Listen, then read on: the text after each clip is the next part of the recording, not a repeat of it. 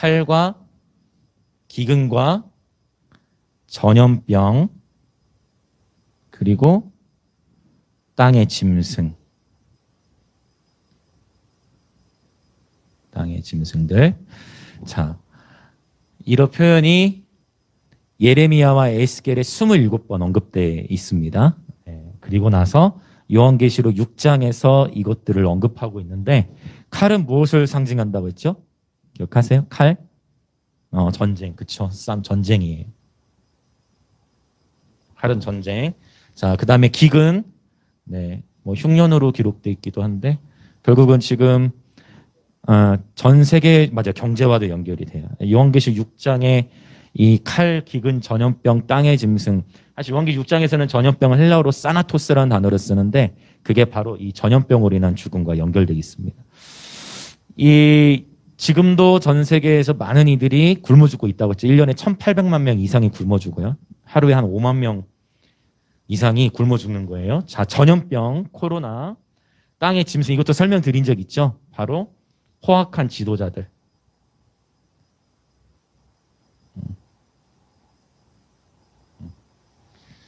지금 이것들이 이제 세상에 가득한 거예요, 지금. 그렇죠? 이것들이 지금 세상에 가득한 상황 속에서 자, 그럼 볼까요? 전쟁이 일어나면 사람들은 두려워하게 돼 있습니다. 그렇죠? 두려움. 기근. 이거를 저희 오늘 예준이랑도 얘기를 하는데 예준이 딱 얘기하대. 욕심 연결돼 있다. 연결돼 있어요. 왜냐하면 빈익빈 부익부 현상이 일어나서 자, 욕심도 연결이 돼 있습니다. 근원적으로는 욕심과 연결이 돼 있어요. 그리고 돈에 대한, 재정에 대한 부분들 싸움이 치열하죠. 전염병 역시 두려움이에요. 그렇죠. 그 다음에 공포가 굉장히 크죠. 땅의 짐승, 포악한 지도자들 역시 두려움이 포함돼요. 물론 그 외에 여러 다양한 것들이 부속으로 딸려오겠죠. 포악한 지도자들에 의해서 뭐 두려움뿐만 아니라 뭐 경제 파탄뿐만 아니라 좌절, 낙심 뭐 이런 거 기본으로 다 포함되고. 근데 공통적으로 두려움으로 이렇게 조여오는데 이러한 칼과 기근과 전염병과 땅의 짐승들이 이제 엄습해 올 때 예수 믿는 공동체들에게도 위협이 돼야 안 돼요? 위협이 된다는 거예요. 이런 위협이 나타나는데 분명히 구약에서만이 아니라 요한계시록 6장에서도 표현을 하고 있다고 말씀을 드렸어요. 자, 그런데 그러면 이러한 상황 속에서 우리는 어떻게 살아가야 되는가? 어떻게 지금의 상황을 돌파하며 나아가야 되는가가 이제 우리의 이제 관심사죠. 이제 문제는 두려움으로 인해서 좌절하고 참 뭐 수많은 영적 전쟁과 갈등들이 막 일어나고 그러면서 사람들이 서로를 불신하고 서로 막 깨어지고 사랑을 잃어버리고 정죄하고 판단하는 그런 분위기로 흘러가면서 공동체들도 어려움들을 겪게 되는 거예요. 이러한 상황 속에서 요한계시록에서 흥미로운 구조를 하나를 발견하게 돼. 그게 뭐냐면 요한계시록에 보면 예배의 장면들이 몇 번 나올까요? 요한계시록에? 한번 생각해 보세요. 어떤 숫자가 떠오르세요? 요한계시록에 예배의 장면이 몇 번 나오냐면 7번 나와요. 7번의 예배 장면이 나와요. 어디에만요? 요한계시록에만. 그래서 각 장면들 사이사이에 이 7번의 예배 장면들이 들어가 있어요.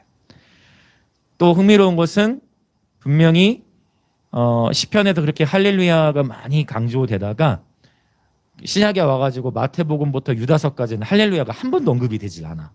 그런데 요한계시록 19장에서만 할렐루야가 4번 언급이 돼요.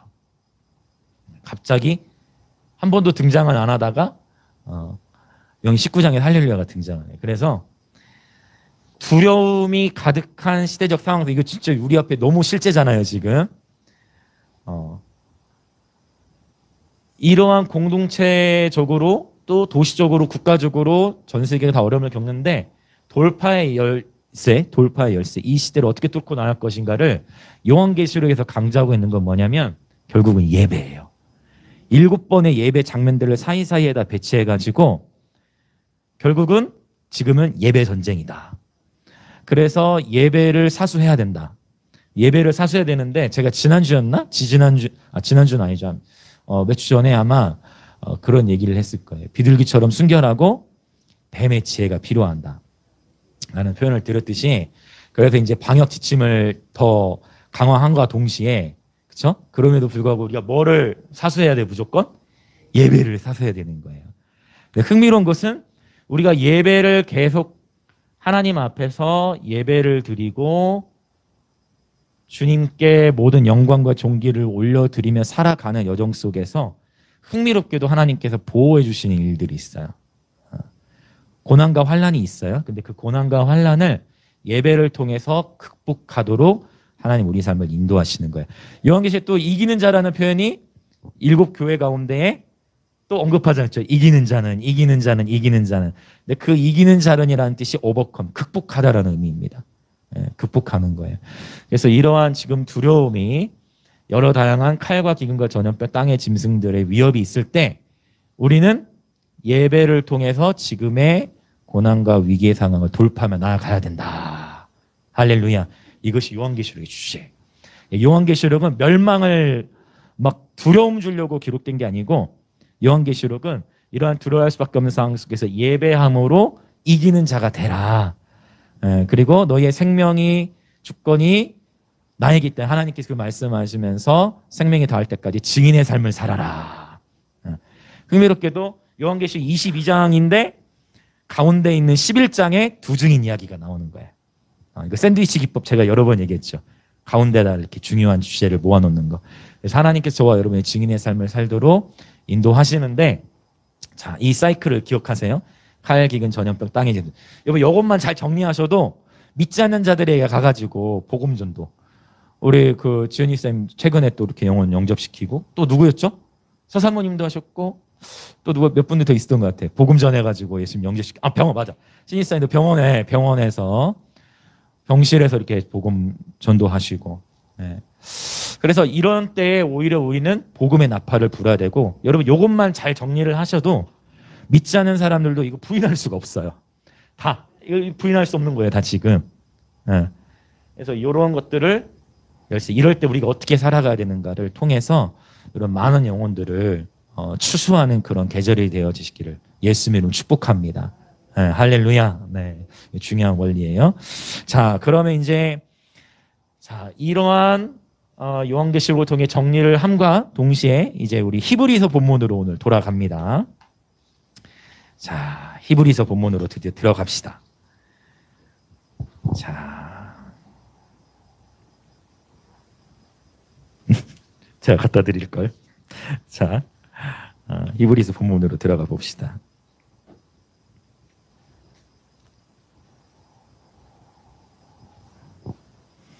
여러분 이거 꼭 기억하셔야 됩니다. 절대 두려움에 함몰되어지면 안 됩니다. 우리 돌파하며 나아가야 돼요. 자, 히브리서 6장 13절부터 20절의 말씀을 같이 한 목소리로 우리 선포하도록 하겠습니다. 네. 히브리서 6장 13절부터 20절. 자, 우리 한 목소리로 같이 읽도록 하겠습니다. 시작. 하나님이 아브라함에게 약속하실 때에 가리켜 맹세할 자가 자기보다 더 큰 이가 없으므로 자기를 가리켜 맹세하여 이르시되 내가 반드시 너에게 복주고 복주며 너를 번성하게 하고 번성하게 하리라 하셨더니 그가 이같이 오래 참아 약속을 받았느니라. 사람들은 자기보다 더 큰 자를 가리켜 맹세하나니 맹세는 그들이 다투는 모든 일의 최후 확정이니라.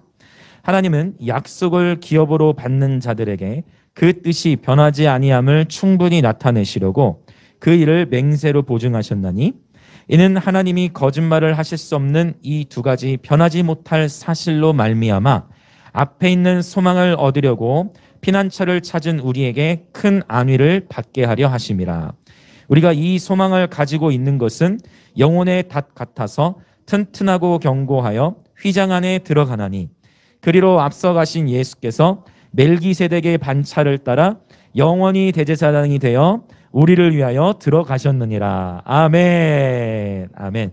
잠깐 한번 기도하고 말씀 선포할게요. 하나님 아버지 감사합니다.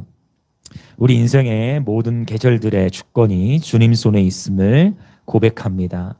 나는 이와 같은 때에 우리가 비둘기 같은 순결함을 지님과 동시에 뱀의 지혜를 함께 지녀서 아버지 우리가 이와 같은 때에 하나님 앞에 예배를 사수하기 위하여 그 외에 우리가 삶에서 지켜야 할 약속들과 질서들을 잘 지키면서 아버지 이때에 두려움에 함몰되지 아니하고 요한계시록을 통해 우리에게 말씀해 주셨듯 주님을 예배함으로 지금의 고난과 역경의 때를 극복하며 이기는 자들이 되게 하여 주시옵소서.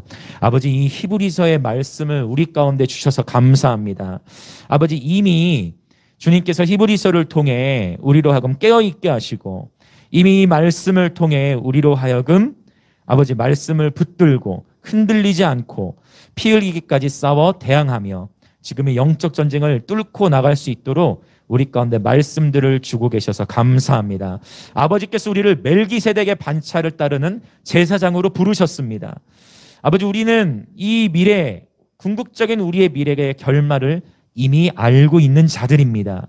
주님, 우리가 이와 같은 때에 더욱 하나님의 말씀을 소망함으로 넉넉히 승리할 뿐만 아니라 우리가 그리스도 안에서 누리는 평강과 기쁨 그리고 하나님의 의의가 우리의 가정과 일터와 학교 가운데에 우리의 삶을 통해 운반되게 하여 주옵소서. 지금 이 시간이 무익한 종의 입술을 사로잡아 주시사 이 시간을 통해 오직 하나님 아버지의 마음만 가득히 풀어지는 시간 되게 하여 주옵소서. 예수님의 이름으로 기도합니다. 아멘. 자, 우리가 히브리서 6장 오늘 13절부터 20절까지를 나눌 차례인데 지난번 6장 4절부터 12절까지를 나누면서 정말 하나님의 깊은 임재도 경험하고 선한 말씀도 경험해. 막 깊은 말씀, 막 성령의 놀라운 영원한 능력도 경험해. 그럼에도 불구하고 주님을 떠날 수 있다라는 거. 그렇죠? 그러할 수 있다. 그래서 우리가 늘 깨어 있어야 되고 우리 공동체가 서로 사랑하고 또 끝까지 소망의 풍성함을 지녀야 하고 게으르지 않고 우리의 마음이 둔하여지지 아니하고 믿음과 오래 참음으로 말미암아 약속들을 받아야 된다. 이런 말씀을 드렸었습니다. 자, 이제 히브리서 6장 13절부터 이제 보도록 하겠습니다. 자, 13절. 하나님이 아브라함에게 약속하실 때 가리켜 맹세할 자가 자기보다 더 큰 이가 없으므로 자기를 가리켜 맹세했대. 하나님께서 자기 자신을 가리켜서 맹세를 했는데, 자, 하나님께서 아브라함에게 하셨던 첫 번째 하나님이 아브라함에게 주셨던 약속이 어디에 나올까요? 첫 번째 하나님 아브라함이 주셨던 약속이 어디 나와요? 아브라함에게. 그래서 우리가 이 하나님이 아브라함이 주셨던 약속들을 보면은요, 첫 번째 약속했던 장면은 창세기 12장이에요. 창세기 12장. 내 본토 친척 아비집을 떠나라. 내가 내게 지시할 땅으로 가라. 너는 복이 될 것이다. 너를 축복하는 자를 내가 축복하고 너를 저주하는 자를 내가 저주할 것이다. 그리고 하나님께서 아브라함에게 막 약속의 말씀들을 주시는 거예요. 근데 여기 12장에서 뿐만 아니라 계속 또 넘어가서 또 15장에 가서 보면 횃불 언약이라고 그래요. 횃불 언약. 하나님께 또 아브라함에게 약속하시는 거예요. 야, 너 복 받을 거야. 너의 자손이 하늘의 별과 같이 될 거야. 하고 아브라함에게 막 축복의 말씀을 주시고, 왜 횃불 언약이냐면은 고기 사이를 횃불이 쫙 하늘로부터 불이 임해가지고 고기를 갈라버려요. 그래서 횃불 언약이라고 그래요. 또 아브라함에게 또 약속하셔. 그게 어디 17장에 나와 이제. 이거는 뭐라고 하냐면 할례 언약이라고 그래요. 할례 언약. 하나님 아브라함에게 계속 말씀하신. 여러분 우리도 그래요. 하나님께서 저와 여러분이 우리가 신앙생활 하는 데 있어서 여러분에게 하나님이 주시는 약속의 말씀들이 다 있다는 거예요. 그 약속의 말씀을 한 번만 주고 끝나는 게 아니고 하나님은 저와 여러분에게 계속 누구누구야 내가 너와 함께 한다면서 약속의 말씀들을 주시는 거예요. 여러분 다 경험하실 거예요. 하나님은 계속 약속의 말씀들을 주시는데 아브라함에게도 바로 그렇게 계속 말씀하시는 거예요. 또 17장뿐만 아니라 이제 또 18장에 가서도 또 언약을 반복해서 말씀하세요. 자, 계속 언약을 말씀하시는데 흥미로운 거는 이런 상황에서는 맹세라는 단어를 쓰지 않으셨어요. 하나님이 맹세까지는 하지 않았어. 맹세까지는 하지 않았는데 이제 맹세를 하시는 본문이 나와요. 이제 그게 어디일까요? 하나님 맹세를 하시면서 약속해. 그게 이제 오늘 본문에 히브리서 저자가 14절에 인용하고 있는 내가 반드시 너에게 복주고 복주며 너를 번성하게 하고 번성하게 하리라. 하나님 아버지의 마음은 저와 여러분이 하나님께서 주시는 신령한 복들, 하나님께서 주시는 복들을 넘치도록 받기를 하나님 아버지께서 원하세요. 하나님 아버지께서는 저와 여러분이 번성케 되기를 원하십니다. 하나님 아버지의 마음이에요. 우리 하나님은 선하십니다. 우리 하나님은 언제나 좋으신 분이에요. 그분이 하시는 일은 다 옳으시거든요. 그분은 저와 여러분이 복을 받기 원하고 심지어 히브리서는 좀 더 강조했어. 복주고 복주며 번성하고 번성하게 되기를 원한다. 그 정도로 하나님 아버지께서는 저와 여러분이 하나님의 복을 넘치도록 받고 번성케 되기를 원하십니다. 이 자리에 계신 여러분 모두 또 영상을 함께 예배하는 분들 하나님께서 주시는 모든 신령한 복과 땅의 기름진 복을 넘치도록 받으시길 축복합니다. 아멘 아멘. 이게 하나님 아버지의 마음인데 문제는 뭐냐면 하나님 말씀의 세계는 놀라워요. 여러분 정말 여러분 또 놀라워요. 맹세하는 본문이 따로 있는 거예요. 맹세하는 본문이. 그게 창세기 22장이에요. 자, 그러면 히브리서 6장의 본문을 이제 접어 놓으시고 우리는 창세기 22장으로 가봅시다. 창세기 22장. 자, 하나님께서 분명히 우리에게 말씀해. 너희는 하늘로도 말고 땅으로도 말고 맹세하지 마라. 그렇죠? 그렇게 말씀하신 그 하나님께서 명확하게 맹세를 자기 자신을 가리켜서 명확하게 맹세하시면서 주시는 약속 봅시다. 자, 22장 16절부터 18절 한번 읽어보겠습니다. 22장 16절부터 18절. 자, 시작. 이르시되 여호와께서 이르시기를 내가 나를 가리켜 맹세하노니 네가 이같이 행하여 내 아들 내 독자도 아끼지 아니하였은즉 내가 내게 큰 복을 주고 내 씨가 크게 번성하여 하늘의 별과 같고 바닷가의 모래와 같게 하리니 내 씨가 그 대적의 성문을 차지하리라. 또 내 씨로 말미암아 천하 만민이 복을 받으리니 이는 내가 나의 말을 준행하였음이니라 하셨다 하니라. 아멘. 이거 제가 히브리서 설교하면서 계속 반복해서 강조하는 게 뭐냐면 히브리서는 모든 장마다 구약의 말씀을 다 인용하고 있다고 했어요.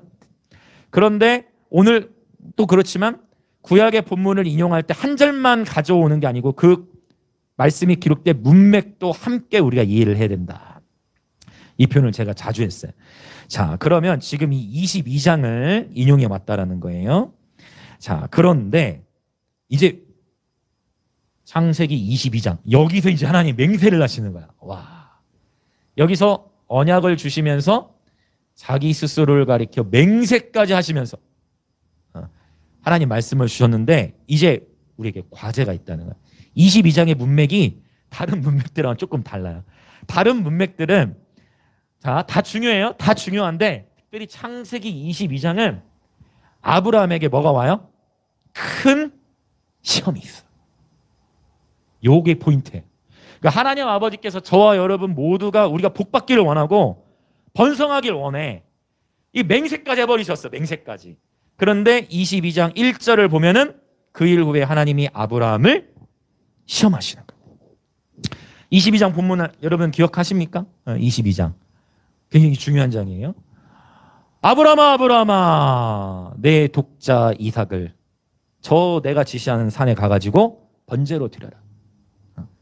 이 아브라함에게는 굉장히 큰 시험일 거예요. 아브라함이 자 그러면은 히브리서 본문에서도 지금 히브리 저자가 기록하길 15절에 오래 참아가지고 약속을 받았다고 했단 말이에요. 오래 참아서. 그럼 여기서 오래 참아 약속을 받았어. 하나님께서 자손을 약속했어. 아브라함이 창세기 12장에서 부르심을 받을 때 나이가 어떻게 되죠? 네. 아브라함이 부르심을 받을 때 75세였어요. 이 이삭을 낳을 때는 이세라니 이삭을 낳을 때 주님 자 이삭을 낳을 때 100세였단 말이에요. 그러면 지금 아브라함이 오래 참아서 이삭이라는 약속의 자녀를 받았는데 그 오래 참은 기간이 몇 년이에요? 다시 몇 년 중에 몇 년이에요? 25년. 25년이라는 시간 동안 인내를 쌓아온 거예요. 근데 이 인내를 쌓아오는데 쉽지 않아. 솔직하게 하나님께서 계속 약속 주시고 우리 인생 똑같다. 약속을 계속 주신단 말이에요. 우리 삶에도.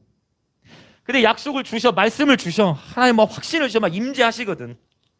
하나님 임재가 우리와 함께 하시니까 계속 말씀을 주시고 하는데, 인내하면서도, 인내 훈련을 하면서도 자기도 모르게 의심이 들 때가 있고, 이게 지금 잘 가고 있나 싶은 생각이 들어요. 아브라함도 믿음의 조상이잖아요. 아브라함이 믿음의 조상도 요 영역에서 넘어지는 큰 실수들이 있죠. 그게 뭐예요? 그 실수, 아브라함 실수가 뭐예요? 이스마엘. 하가 여종과 동침해가지고 이스마엘, 여기 100세 이삭을 얻었는데 그 전에 어떤 실수를 해요? 바로 이스마엘. 중간에 86세 가막이었어요.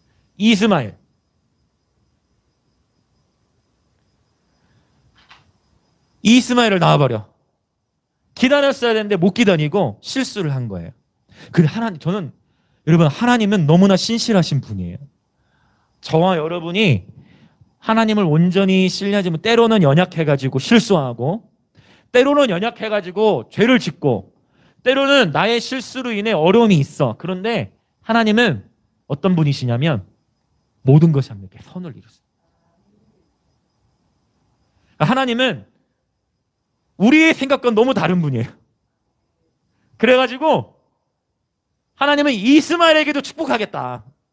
하나님 그렇게 말씀하세요. 실제 이스마엘 자손이 복을 받아. 그러나 불순종에 대한, 기다리지 못한 것에 대한 대가를 치르죠. 오늘날도 그 대가는 치러지고 있는 거예요. 그래서 참 이가 우리의 인생을 생각했을 때, 여러분 오늘 하루의 선택이 굉장히 중요하고, 할렐루야, 날마다 선택이 중요하고, 하나님이 저와 여러분에게 말씀들을 주실 때 그 말씀 끝까지 붙잡으시길 축복합니다. 그리고 실수하고 넘어질 수 있어요. 그럼에도 불구하고 하나님은 끝까지, 이제는 하나님이 맹세까지 하시는데 그 전에 이 맹세하게 하신 이 타이밍이 뭐예요? 시험을 통과해야 하는 거예요. 이 시험이 있다는 거예요. 잘 가고, 우리가 신앙생활 잘하고 있다고 해서 아무런 문제가 없는 게 아니라 내가 이해할 수 없는 차원의 그런 시험이 오는 거야. 아니, 이삭을 하나님이 주셔놓고 자기의 비전인데, 어떻게 보면 사실은 오늘날도 모든 사람들, 세상 사람만이 우리에게도 돈의 문제가 중요해. 나는 돈은 자유하다 하는 분들도 사실 자녀 앞에서는 마음이 약해지게 돼 있어. 그렇지 않습니까? 근데 그 이삭을 바치라는 이 시험이 왔을 때 아브라함이 이것을 통과하고 나서 하나님이 주시는 말씀이, 이제 네가 나를 경외하는 줄 알겠다 하면서, 이제는 야, 내가 내 이름 걸고 맹세한다. 내가 내 이름을 건다. 내가 너에게 복 주는지 안 주는지 봐라. 내 이름을 걸고 맹세한다. 그래서 이걸 기억하세요. 창세기 22장의 이 본문. 아, 그렇구나. 그래서 저와 여러분의 삶에 사실은 공동체적으로도 지금 영광의 임재에게도 또 한 번의 큰 파도를 통과하는 중입니다. 통과하는 중이에요. 지금 통과하는 중인데, 이게 지금 뭐라고요? 시험이에요. 뭐를 하시기 위해서? 하나님께서 우리에게 복 주고 번성하게 하고 번성하게 하려는 이 타이밍에 어쩌면 내가 지금까지 경험해 보지 못한 차원의 훈련을 각 사람들이 통과하는 거예요. 이 훈련의 시기 동안에 실수할 수 있어요. 그리고 때로는 잘못된 선택을 할 수도 있어요.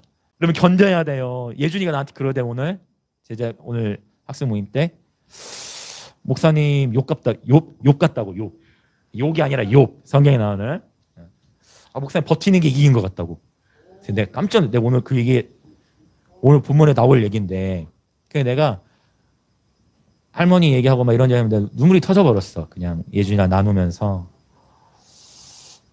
그리고 한 사람을 세우는 거, 하나님의 마음은, 하나님은 지금 이 공간에 몇 명이 모이느냐 그거보다 바로 여러분의 마음. 하나님의 관심은 다른 누가, 바로 여러분의 마음. 인간은 다 거기거든요. 내가 좀 더 의롭다, 다 똑같아. 어느 누구도 판단할 것도 없고 어느 누구도 정죄할 수도 없어. 다 똑같아. 중요한 건 뭐냐면 하나님이 여러분 각자에게 주시는 통과해야만 하는 창세기 22장의 시험이 있다는 거예요. 이건 실제예요. 이 시험 속에 창세기 22장 본문 안에 성경에서 처음 언급되는 단어들이 굉장히 많이 나와. 그 중에 하나가 뭐냐면 예배라는 단어예요.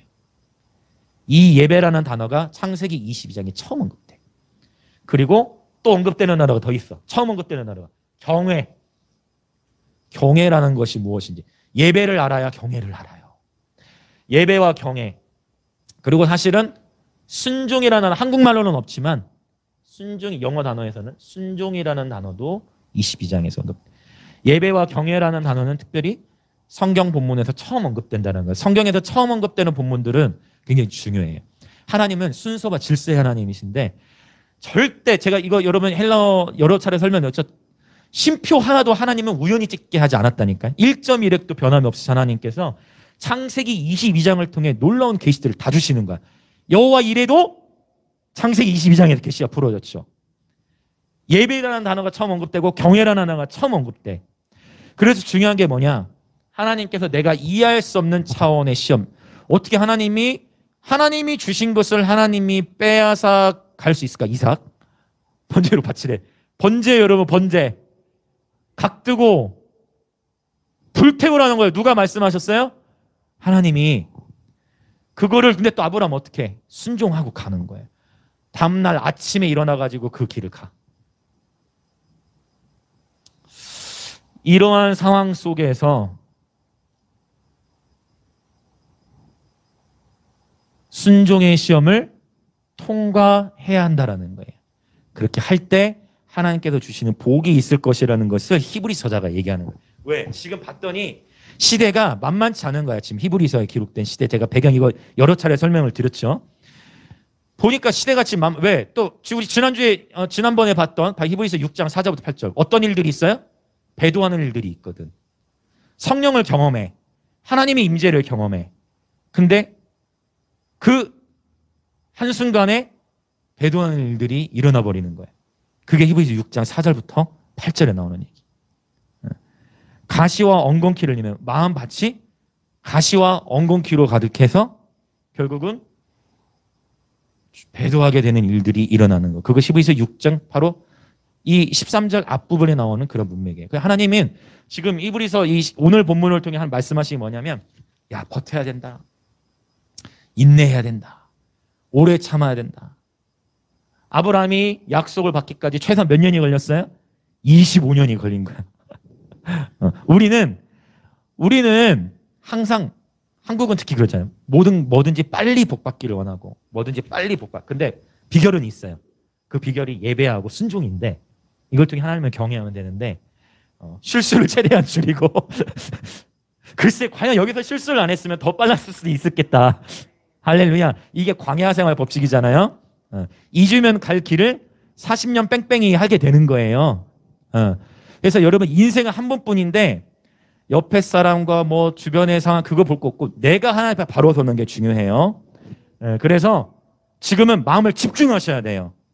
지금 흔들리는 거예요. 지금 이거를 제가 계속 설교해 왔지 않습니까? 흔들리는 거 다 흔들리는 거예요. 흔들려가지고 누구만 남냐면 주님만 남아야 돼.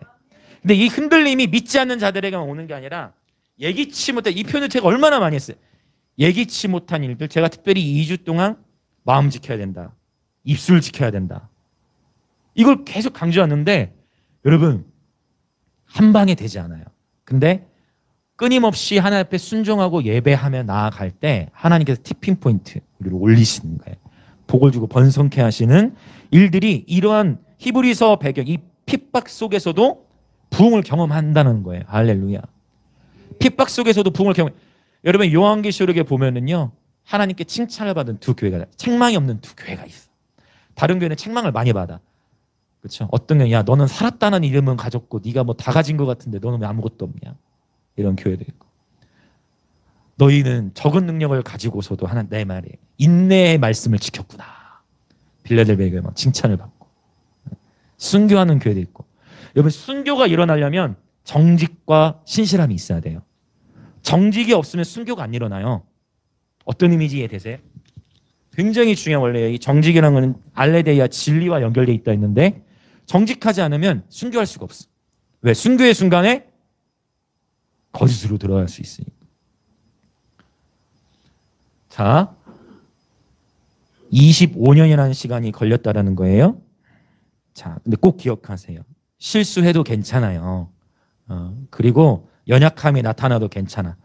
좌절, 낙심할 일 여러분 다 각자 삶의 여정에 얼마나 많으시겠어요. 넘쳐나죠. 아까 우리 다 봤잖아요. 칼 기근 전염 너무 심각해. 그러나 이러한 상황 속에서 실수할 수도 있고 연약할 수도 있고 버텨라. 버티면 된다. 버티면 반드시 그 시간은 지나가요. 할렐루야. 버티면 지나갑니다. 그래서 6장 11절 이것도 제가 설명을 드렸죠. 너희 각 사람이 동일한 부지런함을 나타내어 끝까지 소망의 풍성함을 지녀야 된다. 끝까지 소망함을 지녀야 된다. 이같이 오래 참아 약속을 받아내리라. 저는 우리 영광임직의 모든 지체들 어느 누구도 나고자가 없이 오래 참아 하나님의 모든 약속들을 받으시길 예수님의 이름으로 축복합니다. 아멘 아멘. 우리 하나님이 정말 저와를 복주길 원하신다니까요. 근데 내 스스로가 그 복을 막을 수가 있어. 하나님은 복주길 원하시는데 하나님은 번성하길 원하시는데 아까 그 칼 기근하면서 제가 강조했던 단어가 뭐예요? 두려움이었죠. 두려움을 떨쳐내야 돼. 할렐루야. 위협, 사람에 대한 두려움, 재정에 대한 두려움. 기근은 재정과 연결되니까. 관계에 대한 두려움, 재정에 대한 두려움의 싸움이 치열한 거예요 지금. 그래서 예배 전쟁이라고 했죠. 자기 자신을 예배하면 안 돼. 오직 하나님만을 예배해야 돼. 할렐루야. 자, 이거 사실 하고 싶은 얘기는 막 넘쳐나. 막 유다서에도 유다서 정리했었잖아요. 유다서 6가지.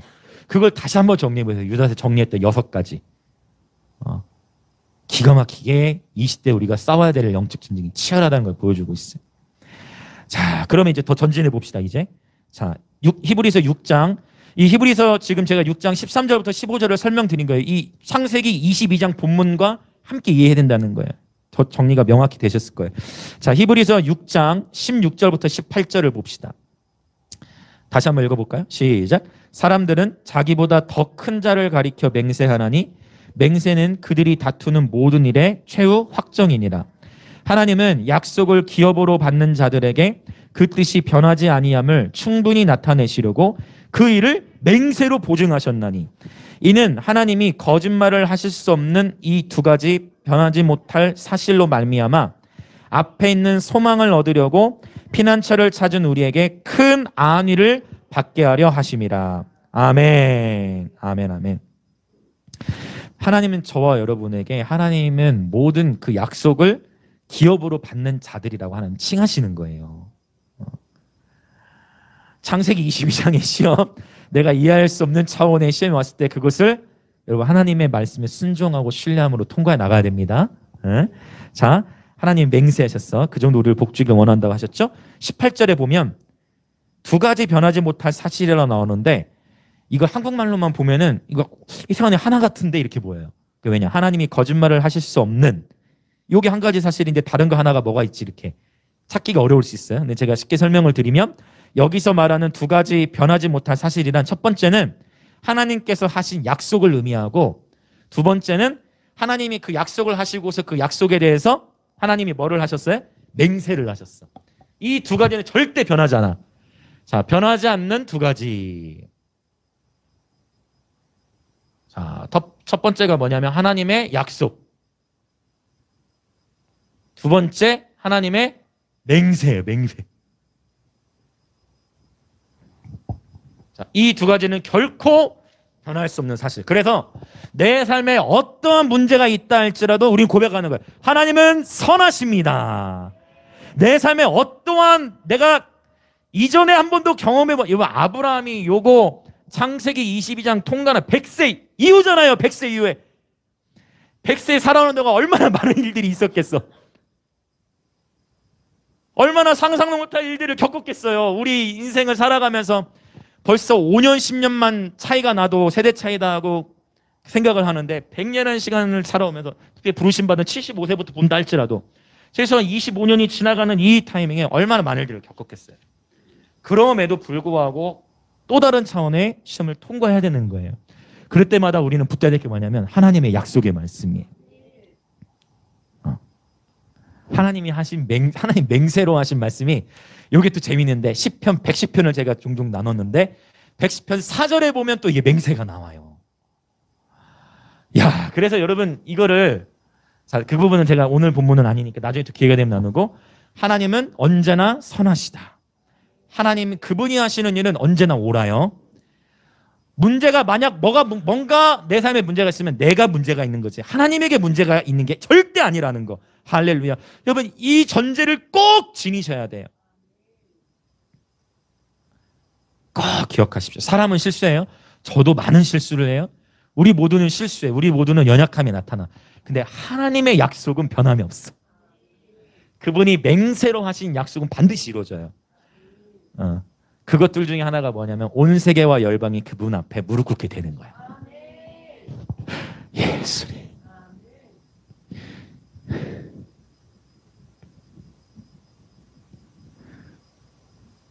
상황과 환경의 무게보다 하나님 말씀의 무게가 저와 여러분의 삶을 압도하기 원합니다. 자, 소망에 대한 이야기가 나오는데 19절 읽어보겠습니다. 19절 시작. 우리가 이 소망을 가지고 있는 것은 영혼의 닷 같아서 튼튼하고 견고하여 휘장 안에 들어가나니. 아멘.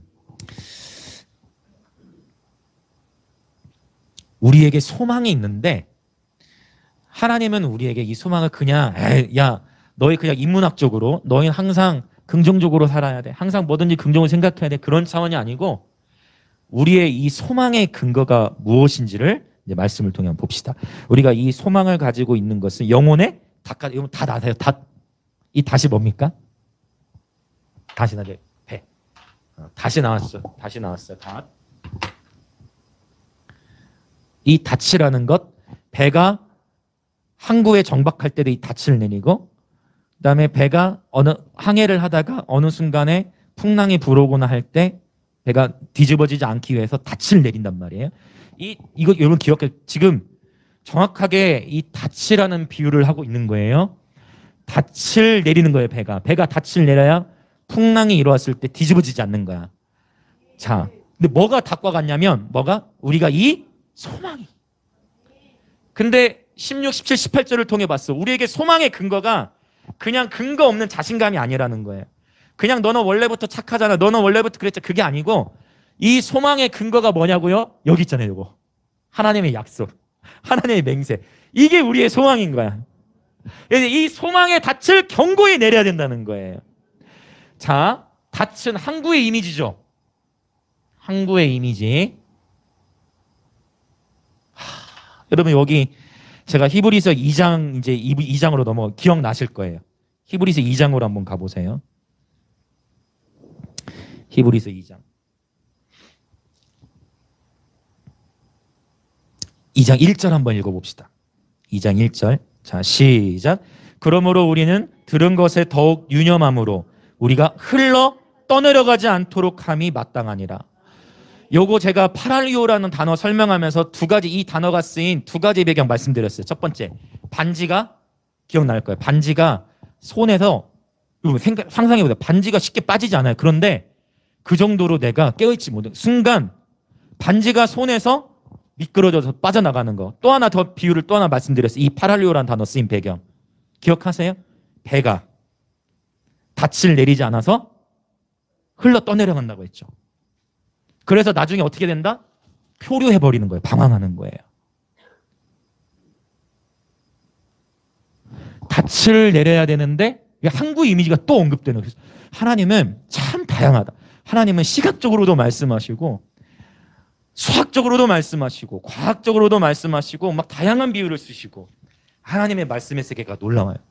우리 인생의 모든 생사화복의 모든 문제와 모든 것의 해답이 하나님의 말씀의 세계 안에 있는 줄 믿습니다. 네. 여러분, 저와 여러분의 소망을 하나님의 말씀에 두시길 축복합니다. 저와 여러분의 소망을 결코 사람에게 두지 말고 오직 하나님의 말씀에만 두기를 원합니다. 아멘, 아멘, 아멘. 네. 우리의 믿음과 소망의 근원을 오직 하나님의 말씀, 오직 예수 그리스도에게만 두는 거예요. 흘러 떠내려가도록 내버려두면 안 된다는 거예요. 그렇죠. 닻을 내려야 된다. 항구의 이미지가 나왔어요. 자, 정말 우리가 그래서 깨어 있어야 되는 것입니다. 자, 이제 우리 20절 히브리서 6장 20절 보고 같이 우리 기도하도록 하겠습니다. 히브리서 6장 20절. 자, 시작. 그리로 앞서 가신 예수께서 멜기세덱의 반차를 따라 영원히 대제사장이 되어 우리를 위하여 들어가셨느니라. 아멘. 주님께서 20절에 보면 앞서 가셨다라는 표현이 나오죠. 주님이 앞서 가세요. 주님이 앞서 가셨대요. 여기서 나오는 표현이 이제 뭐냐면 선두주자라는 표현인데, 여기서 이제 이 앞서가다라는 단어가 자 프로드로모스라는 단어인데, 이 단어는 어떤 의미냐면 자 지금 한국 이미지 닻이 나왔잖아요. 앞서가다는 단어가 어떤 의미로 쓰이냐면은 선언을 의미해. 선언. 그래서 이 선언이 배를 조종하는 거예요.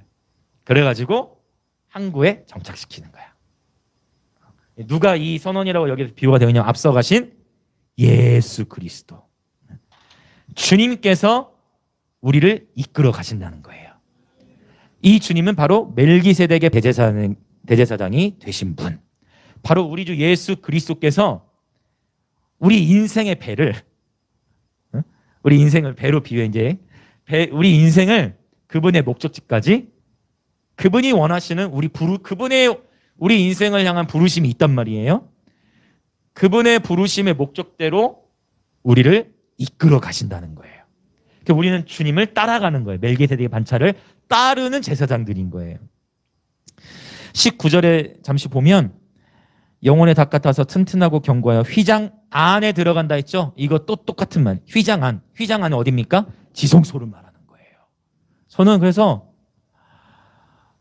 저와 여러분의 삶이 휘장 밖에서 일어나는 일보다 휘장 안에 더 관심을 주셨으면 좋겠어요. 휘장 안에 지성소에서 하나님이 뭐라 말씀하시는가, 사람이 뭐라 말하는가가 아니라 하나님이 뭐라고 말씀하시는가. 하나님의 음성은 휘장 안에서 들려요. 저는 휘장 밖의 일들보다 휘장 안의 일들이 더 궁금해요. 휘장 안에서 일어나는 일들에 더 관심이 있어요. 제가 어쩌면 22장의 시험들을 2주 동안 통과한 것이 됐어요. 여러분 다 공식적으로. 저는 제 평생에 예배를 쉬어본 적이 없거든요. 어렸을 못 되니까 제가 이렇게 교회를 안 가본 적이 없었어. 제 인생 속. 야, 이런 차원으로 이게 오나. 근데 하나님이 이 이주간의 쉼을 통해 역시 나는 예배 없이 못 살겠구나. 내가 더 극단적으로 주님을 추구하게 되는 것 같아요. 떠내려가면 안 돼요, 여러분. 떠내려가면 안 됩니다. 닻을 하나님의 말씀에 견고히 내려야 돼요. 떠내려가면 안 돼요. 항구 이야기가 나왔기 때문에 그 부분 한번 더 읽고 이제 기도할게요. 시편 107편.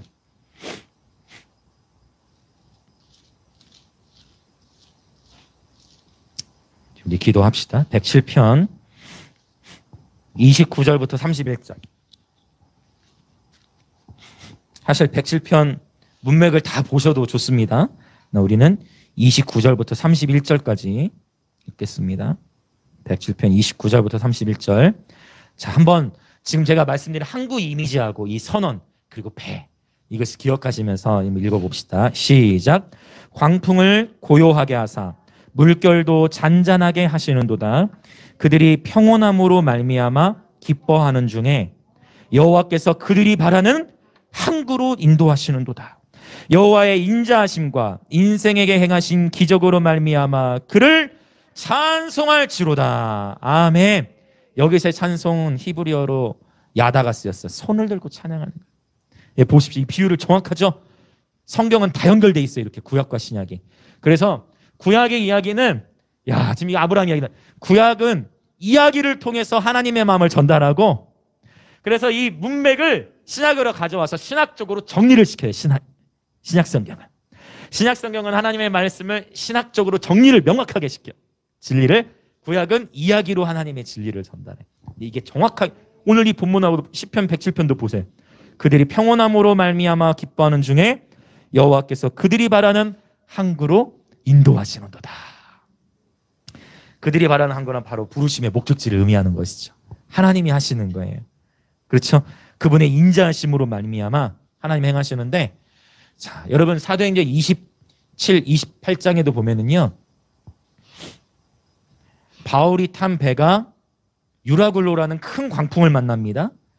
그로 말미암아 흔들리고 막 사람들이 막 이제 짐도 다 버리고 그런 상황 속에서 이 놀라운 것은 뭐냐면은 광풍도 만나고 또 거기서 막 서로 배신하는 일들도 일어나고 이런 그 배에 탄 사람들 사이에서 막 갈등들이 일어난단 말이에요. 그런 갈등들이 일어나는 흥미로운 건 뭐냐면은 분명히 광풍도 만나고 흔들렸기 때문에 목적지에 늦게 도착해야 되는데 지도를 보면 더 빨리 도착해. 원래 순항해서 갈 수 있었던 도착할 때 걸릴 예정보다 풍랑도 만나고 배가 막 휘청휘청 하는데 가는 거야. 일단 휘청휘청하고 막 뭐 힘든 것 같은데 원래 생각했던 속도보다 더 빨리 도착하게 돼요. 하나님의 말씀 속에 답이 다 있어요. 여러분 절대 여러분 떠내려가시면 안 돼요. 하나님의 약속에 소망을 두셔야 돼요. 하나님이 여러분에게 주신 비전들이 공동체적으로도 있고 개인들에게도 분명히 있단 말이에요. 하나님을 신뢰하시고 버티고 22장의 시험들 통과하고, 여러분 다 정리되시죠? 시험들을 통과하면 참 놀라워. 시험을 통과하는 여정 속에서 이전에 경험하지 못했던 새로운 찬의 계시를 경험하는 거예요. 예.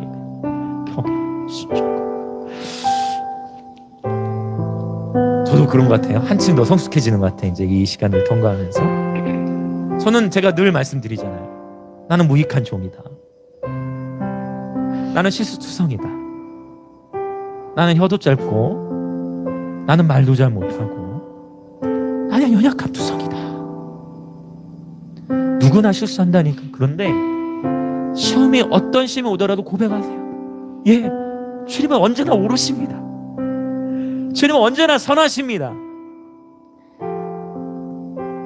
다윗처럼 춤을 추는 거예요. 때로는 비웃고 조롱과 참소가 있다 할지라도 떠내려가지 마십시오. 하나님의 약속, 하나님의 맹세를 여고에 우리의 소망이 있는 거예요.